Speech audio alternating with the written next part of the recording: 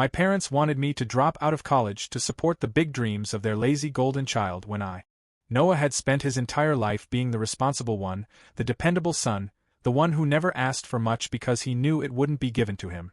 His parents, James and Linda, owned a small-town bakery, a family business that had been in their hands for decades.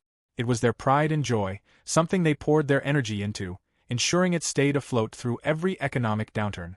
For Noah, the bakery wasn't just a business, it was an unspoken expectation, a responsibility that had been subtly placed on his shoulders since he was old enough to understand the weight of family duty. But if Noah carried responsibility, his younger brother Lucas carried privilege. At 18, Lucas was the golden child, the one who had always been showered with praise, gifts, and second chances. He had never needed to work a day in his life, never been expected to contribute to the family business, and never felt the crushing weight of obligation that Noah bore every single day. Noah, now a sophomore in college, was doing everything he could to keep his own life from falling apart. Between classes, exams, and a part-time job, he barely had a moment to breathe. But even with everything he juggled, his parents never seemed to acknowledge his struggles. Instead, their attention was always on Lucas, celebrating even the smallest things he did while barely recognizing Noah's accomplishments. Lucas had always been lazy. He rarely lifted a finger to help around the house, let alone the bakery, but his parents never seemed to mind. If he did the bare minimum, like washing a single dish or sweeping the floor once a month, it was treated like an achievement. "Look at Lucas," Linda would say with a smile. "He's so helpful." If Noah missed a single chore because he was drowning in coursework, it was a different story. "You need to be more responsible, Noah. This family depends on you." It had been that way for as long as he could remember. When they were kids, Lucas would leave his toys everywhere, and Noah was always the one told to clean up. When Lucas forgot his homework at home, Noah had to bike all the way back to get it for him. And if Lucas got in trouble at school, Noah was somehow expected to smooth things over. It didn't matter that he was younger, Lucas was special. Noah was just there to pick up the slack. But the real humiliation came when it involved money. Noah had taken the part-time job not because he wanted extra spending money, but because he needed it. His parents were running the bakery, and they always made it clear that there wasn't much to spare for unnecessary things. College tuition, books, and even basic expenses were largely Noah's responsibility. That was fine, he had accepted that. What made it unbearable was seeing Lucas get everything handed to him. Lucas, who had no job, no responsibilities, and no understanding of what it meant to earn something, had the latest phone, the best clothes, and a car that their parents had gifted him for his 18th birthday. "He needs it," they had said when Noah asked why Lucas got a car when he had to take the bus to work. "He's still figuring things out." Noah had figured things out a long time ago. He had figured out that in his family, love wasn't given equally. It was measured by favoritism, by who was the easiest to coddle, by who complained the loudest. And Lucas had always been the loudest. The bakery itself was a sore subject. It had been in the family for decades, something James and Linda had worked tirelessly to maintain. But while they talked about the future of the business, they never mentioned Noah in those conversations. Not once. It was always about Lucas, how maybe, if he was interested, he could take over someday. "If Lucas wants it," they'd say, "he could do great things with the bakery." Noah knew the truth. Lucas wasn't interested. He never had been. He had no passion for baking, no sense of responsibility, no desire to learn the ins and outs of the business.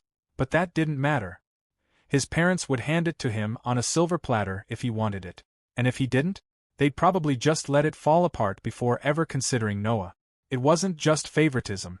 It was a constant reminder that no matter how hard Noah worked, he would never be enough for them. The worst moments were the ones where he was expected to sacrifice without complaint.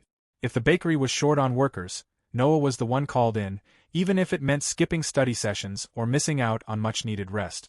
"Lucas is busy," they'd say, even though everyone knew Lucas was just playing video games in his room. "You can help out, right? We really need you." If Lucas wanted something expensive, their parents found a way to get it for him. If Noah needed something, it was always, maybe later, or, "We can't afford that right now." The real breaking point had come last Christmas. Noah had been saving for months to buy himself a new laptop, something he desperately needed for school. Every spare dollar from his part-time job went into that fund. He had been counting down the days, excited to finally afford something for himself. Then Lucas crashed his car. It was a minor accident. He had been texting and not paying attention, hitting a street sign. He was fine. The car? Not so much. The repairs were expensive. Too expensive. So their parents took the money Noah had saved and used it to fix Lucas's car. "We'll pay you back," they promised, but Noah knew better. They wouldn't. And even if they did, it wouldn't be before his old laptop completely gave out. Lucas, meanwhile, wasn't even sorry. "It's not a big deal," he had said when Noah confronted him. "You can just work extra hours if you need the money so bad." Noah had wanted to scream. He had wanted to tell Lucas that he had never worked a day in his life, that he didn't know what it meant to sacrifice, that he didn't know what it felt like to be treated as second best in his own family. But he didn't say any of that. He just swallowed the anger. Like he always did. Because no matter what he did, no matter how much he accomplished, he would never be Lucas. He would never be the golden child. Noah had never expected much from his parents.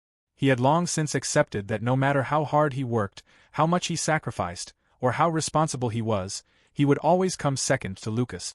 Still, nothing could have prepared him for what happened that weekend. He had come home like he always did, dragging his tired body through the door after working a late shift and taking the long bus ride back. The smell of fresh bread filled the house, but instead of being comforting, it only reminded him of how trapped he felt in this family. His parents were waiting for him in the living room. The moment he saw them sitting together, their faces unervingly serious, he knew something was wrong. Lucas was nowhere in sight, of course. Probably sleeping in or out wasting time with his friends, while Noah, as usual, was the one being called in for responsibilities. "Noah, sit down," his father said, motioning to the chair across from them. His mother folded her hands in her lap, her lips pressed into a thin line. He obeyed, his stomach twisting. Whatever this was, it wasn't going to be good. His father cleared his throat. "We need to talk about the bakery." Noah's heart sank. He knew that tone. His father was about to demand something from him, something that would make his life even harder than it already was. "We need you to come work with us full-time," his mother said. Noah frowned. "I already help out whenever you ask." "That's not enough," his father cut in sharply. "We're talking about taking over the bakery, Noah. Dropping out of school and making this your full-time job." For a moment, Noah thought he had misheard them. His brain struggled to process the words. "What?" His mother sighed as if this was a burden for her. "The bakery needs someone responsible to keep it running, and Lucas," she hesitated, exchanging a look with his father before continuing. "Lucas just isn't ready yet." Noah let out a humorless laugh. "Yet? He's never lifted a finger to help. When is he ever going to be ready?" His father's jaw tightened. "That's not the point." "Then what is the point?" Noah snapped. "Why should I drop out? Why can't Lucas help?" His mother's voice turned condescending. "Because, Noah, you're the responsible one. You're mature enough to understand that sometimes sacrifices need to be made for the good of the family." Noah felt his hands clench into fists. "So Lucas gets to do nothing, as always, and I have to throw away my future because you don't want to make him step up?" "Noah," his father's voice turned cold. "This is not up for debate. We need you." "No, you want me because you know I won't run away from responsibility like Lucas will," Noah shot back. "You think I don't see what's happening here? Lucas is lazy and entitled, and instead of holding him accountable, you're expecting me to clean up after him like I always do." His mother gasped, looking genuinely offended. "How dare you talk about your brother that way? How dare I? Are you kidding me?" Noah laughed bitterly. "He sits on his ass all day doing nothing while I work and go to school, and I'm the bad guy for pointing it out?" His father slammed his fist against the armrest. "That's enough. You're being selfish. We put a roof over your head, fed you, gave you everything you needed, and this is how you repay us." Noah felt the words like a slap in the face. "Gave me everything I needed? You mean the bare minimum? Meanwhile, Lucas gets a car, money, and endless excuses made for him, while I had to get a job just to afford school?" His mother scoffed. "That's life, Noah. Sometimes the older child has to make sacrifices." Noah wanted to scream. That would make sense if Lucas was the younger one. He's 18. You could be making him help, but you won't because it's easier to keep treating him like a baby. His father shook his head in disappointment. "We really thought you'd step up for this family." His mother sighed dramatically. "I guess we were wrong about you, Noah. I guess we misjudged your character." Noah stared at them, disgusted. Misjudged his character? After everything he had done for them? All the times he had sacrificed his own happiness, his own needs, just to keep things running? "So that's it?" he asked, his voice quieter now. "You'd rather let the bakery fail than hold Lucas accountable?" His father's lips pressed into a thin line. "We'll find a way without you then." That was it. That was their final word. If he wouldn't ruin his life for them, Then they were done with him. He stood up, his body trembling with rage. Good luck with that. Then he walked away. Not just from the conversation, but from them. Noah had expected his parents to be upset when he refused to drop out, but he hadn't expected them to be this cruel. The ultimatum came just a few days after that disastrous conversation. His father barely looked at him as he delivered it, as if Noah had suddenly become a stranger, an inconvenience that needed to be dealt with. If you're not going to support this family, then this family won't support you, his father said coldly. His mother sat beside him, her arms crossed. That means no more tuition, no more rent payments, and no more helping you with expenses. Noah felt the floor drop beneath him. His part-time job barely covered food and transportation. There was no way he could pay for school, rent, and everything else on his own. You can't be serious, he muttered. His father's expression was like stone. We're completely serious. We have to focus on Lucas now, his mother added, her voice filled with a fake sense of sadness, as if she were the victim in this. He needs us. Noah clenched his jaw. Lucas needs them? Lucas, who did nothing. Lucas, who was probably upstairs right now, lying in bed and playing video games while their parents ruined Noah's life? Fine, he said, his voice tight. If that's how it is, then I'll figure something out on my own. They didn't try to stop him when he turned and walked away. That night, he realized just how far they were willing to go. His phone suddenly lost service. At first, he thought it was just a technical issue. Then he checked his email. His tuition payment had been cancelled. His rent payment was declined. They had done it. They had actually done it. He stood there, gripping his useless phone in his hand, his heart pounding. His parents had cut him off completely, without even a second thought. Meanwhile, Lucas was still sitting at home, with everything handed to him.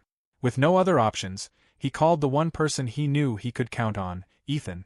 Ethan had been his best friend since high school, one of the only people who truly understood how messed up his family was. The moment Noah told him what had happened, Ethan didn't even hesitate. Dude, come stay with me, Ethan said. I've got a couch. It's not great, but it's better than being homeless. Noah had never felt more humiliated in his life. He packed what little he could into a duffel bag. He didn't bother telling his parents he was leaving. What was the point? They had made it clear they didn't care. As he walked out the door, he caught a glimpse of Lucas lounging on the couch, controller in hand, playing some online game. Lucas didn't even look up. Noah's chest burned with rage. You did this, he wanted to scream. You let them do this to me while you sat here doing nothing. But he didn't say anything. He just walked out. The moment he stepped into Ethan's tiny apartment, reality hit him like a freight train. This wasn't temporary. This wasn't just some fight with his parents that would blow over in a few days. This was his life now. The couch was small, old, and uncomfortable. He had no space of his own. No privacy. The apartment was cramped, the rent split between Ethan and his other roommate, Jake, who barely knew Noah and wasn't thrilled about suddenly having another person in their space. But it was a roof over his head. That first night, Noah lay on the couch, staring at the ceiling, feeling completely and utterly defeated. His parents had thrown him away like he was nothing. And Lucas? Lucas still had a warm bed, a stocked fridge, and parents who bent over backward to make his life easy. The injustice of it made Noah's blood boil. But what hurt the most wasn't the money or the loss of comfort, it was the realization that his parents had never valued him the way they valued Lucas. And they never would. Noah had spent weeks drowning in the wreckage his parents had left him in. Every day was a battle just to stay afloat, working extra shifts, trying to scrape together enough money to survive, and figuring out how to keep going despite everything they had taken from him. His parents had abandoned him, thrown him away like garbage because he refused to sacrifice his future for their failing bakery. And Lucas? Lucas was still living in comfort, doing nothing, getting everything handed to him while Noah slept on a couch in Ethan's cramped apartment, eating instant noodles and trying not to fall apart. It wasn't until Chloe told him the truth that Noah realized just how deep the betrayal really ran. Chloe was a mutual friend, someone Noah had known since high school but never been particularly close with. She had always been more in Lucas's social circle, one of the people who had been drawn in by his fake charm before realizing how lazy and entitled he really was. One evening, when Chloe happened to run into Noah at the cafe where he worked, she hesitated before speaking. "Noah, I heard about what happened with your parents," she said, her voice careful. Noah just scoffed. "Yeah? What part?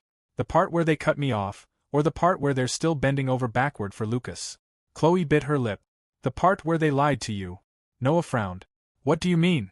She hesitated, then lowered her voice. The reason they needed you to drop out. It wasn't just about the bakery.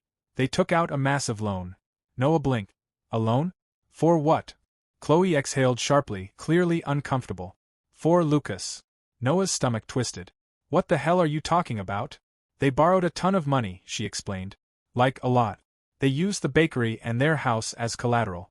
Noah felt a creeping sense of dread settle over him. For what? The bakery's struggling, but they've never taken out anything huge before. Chloe looked at him like she wished she didn't have to say it. Noah. They didn't take it out for the bakery. Something in her tone made his blood run cold. They took it out for Lucas's business venture. Noah just stared at her, waiting for her to explain. But deep down, he already knew whatever she was about to say was going to be worse than anything he could have imagined. Chloe sighed. He's opening a high-end gaming cafe. Noah almost laughed. You're joking. I wish I was. A gaming cafe? Noah repeated, feeling like he had stepped into some kind of nightmare. Lucas has never run a business in his life. He can't even take care of himself. I know, Chloe said. But your parents don't care. They're completely convinced that this is going to make him rich. He told them it was a guaranteed success. Noah rubbed his temples. Tell me you're lying. Please. Chloe gave him a sympathetic look. I wish I was. He's been bragging about it to anyone who will listen. Noah felt sick. His parents had destroyed his future to fund Lucas's fantasy. And it wasn't just that they had given him money. They had risked everything. The bakery. Their home. Everything. Noah gritted his teeth. How much did they take out? Chloe hesitated. A couple $100,000 at least. Noah's hands clenched into fists. Hundreds of thousands of dollars. For Lucas. Lucas, who had never worked a day in his life. Lucas, who had no business experience, no financial sense, no work ethic. Lucas, who had probably come up with this whole idea after watching some YouTuber talk about how profitable gaming cafes were. Noah felt like he was going to explode.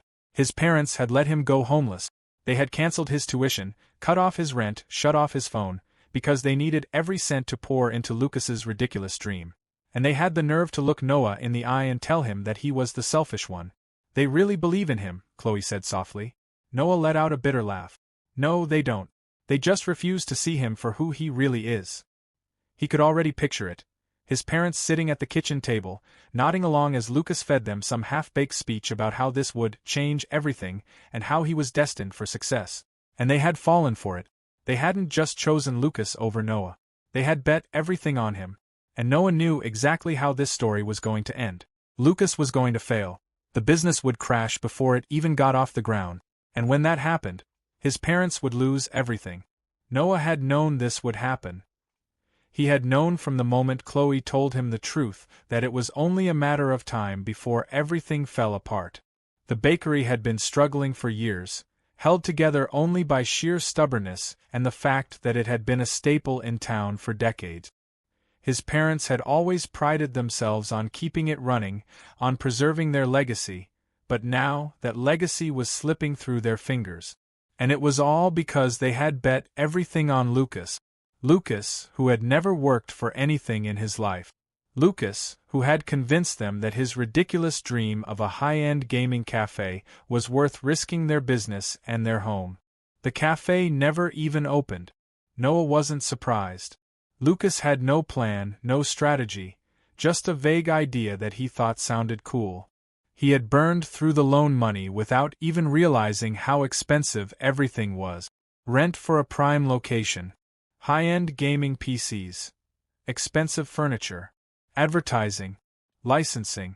He had spent months talking big, acting like he was about to launch the next big thing, but in the end, nothing happened. The cafe never got past the setup stage, and when the money ran out, reality finally hit. Now, his parents were drowning in debt. It started with missed loan payments, then overdue bills, then the terrifying realization that they were going to lose everything if they didn't find a way to fix the mess they had created. That was when the calls started. At first, Noah ignored them. He had nothing left to say to them. They had thrown him away, abandoned him the second he refused to give up his life for their bakery, and now, after months of silence, they were suddenly calling him again and again and again. He let the phone ring every time. But they didn't stop. Eventually, curiosity, or maybe a deep-rooted sense of obligation he hated, made him answer. His mother's voice was desperate the second he picked up. "Noah. Oh, thank God you finally answered." Noah's grip tightened around the phone. "What do you want?" There was a brief pause, as if she had expected a different reaction. "Sweetheart, we need to talk." "No," Noah snapped. "You need something from me. Big difference." His father's voice came through next, sharp and impatient. "Enough with the attitude, Noah. We're still your parents." Noah let out a short, bitter laugh. "Funny. I don't remember you being my parents when you were cutting me off and kicking me out."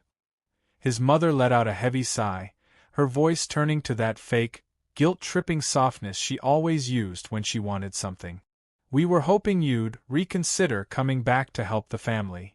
There it was, the reason for the sudden interest in him again. Noah's stomach twisted. "You mean help you fix the disaster you created," he said coldly. "Where's Lucas?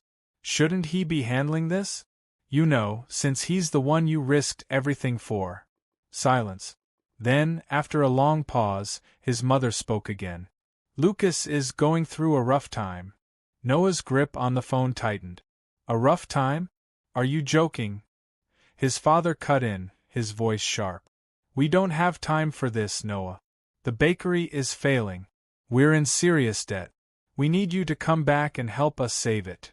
Noah closed his eyes, anger bubbling up inside him. They weren't asking for his help because they had finally realized how wrong they had been. They weren't calling because they missed him or regretted what they did. They were calling because they were desperate, because Lucas had failed them, because after everything, after all the times they had chosen Lucas over him, they still expected Noah to be the one to clean up the mess. "No," his mother gasped. "Noah, please." "No," he repeated, his voice firm. "You don't get to throw me away and then come crawling back when everything goes to hell. That's not how this works." His father's voice exploded through the phone. "You ungrateful little brat. We gave you everything, and this is how you repay us." Noah's jaw clenched. "You didn't give me everything. You gave Lucas everything and expected me to just deal with it." His father's breathing was heavy, furious. "You're just bitter. That's what this is. You're still holding a grudge." Noah's blood boiled. "A grudge? You left me homeless." His father scoffed. "You had a place to stay. Stop acting like a victim." Noah clenched his fist. He could barely believe what he was hearing. Even now, after everything, his father refused to acknowledge the damage they had done. "You did this to yourselves," Noah said, his voice calm but deadly. "You took out a massive loan and bet everything on Lucas. Not me." His mother tried again, her voice breaking. "Noah, we were wrong. We should have handled things differently. But we need you. We can't do this without you." Noah hesitated. For a split second, he felt that old pull, that deep, awful need to fix things, to be the one they relied on, to finally be good enough for them. Then he thought about Lucas, still living at home, still doing nothing, still refusing to take responsibility. And that hesitation disappeared. "No," he said. "You don't need me. You just need someone to clean up Lucas's mess again." Lucas's voice suddenly cut through the phone. "Oh, so this is my fault now?" Noah's breath caught in his throat. Of course. Lucas had been listening the whole time, hiding in the background like a coward. Noah almost laughed. "Are you seriously trying to act like it's not?" Lucas scoffed. "I never asked them to take out that loan." "You didn't have to," Noah shot back. "You sat back and let them do it, just like you always do. And now that it's all gone to hell, you're trying to blame me." "I didn't screw this up," Lucas snapped. "You did. If you had just helped out instead of running away like a selfish little—" Noah saw red. "I ran away," he cut in, his voice sharp as a knife. "You are the one who did nothing. You let them throw away their business, their house, everything, because you were too lazy to do anything on your own." Lucas sputtered, but Noah didn't let him speak. "You want someone to blame?" Noah hissed. Look in the damn mirror. And with that, he hung up. His hands were shaking as he set the phone down. His parents had made their choice. Now they were facing the consequences. And for once in his life, Noah wasn't going to be the one to fix it. Noah had spent his entire life being weighed down by his family, by their expectations, their favoritism, their constant demands that he give up his future to clean up after Lucas. But the moment he hung up that phone, something inside him shifted. For the first time, he felt truly free. He didn't hesitate. He blocked them all. His parents, Lucas, every single relative who had tried to guilt-trip him into coming back. It didn't take long before the messages started flooding in. Long, dramatic paragraphs from his mother, furious voicemails from his father, whining texts from Lucas acting like he was the victim in all of this. Even a few aunts and uncles tried to contact him, saying things like, "Family is family, Noah. You can't just turn your back on them." But that was exactly what he did. They had turned their backs on him first. With his phone finally silent, he turned his focus on the only thing that mattered, himself. School had always been a priority, but now it became his entire world. Every spare moment went into his studies, making sure that all the sacrifices he had made weren't wasted. His grades climbed higher. Professors started noticing him. He wasn't just surviving anymore, he was thriving. But school alone wasn't enough. He picked up more work shifts, taking on whatever hours he could manage. He refused to let himself sink under the weight of financial stress. He had lost his safety net, but in the end that was a blessing, because now every paycheck, every bill he paid, every step forward was his own. No one could take this from him. Meanwhile, his family was crumbling. Word got around. The bakery was on the verge of shutting down. Customers had started disappearing the moment word spread about how mismanaged things had become. The quality had dropped. The debts had piled up. Suppliers were demanding payments they couldn't afford to make. And Lucas? Still jobless. Still useless. Still sitting in that house, doing nothing while everything fell apart around him. Noah almost felt sorry for them. Almost. But then he remembered the nights he spent hungry, the times he had to count every dollar just to afford rent, the days he had gone without a phone because they cut him off without a second thought. They had chosen Lucas. And now they could deal with that choice. The difference between them was clear. Noah was free. For the first time in his life, he was living for himself.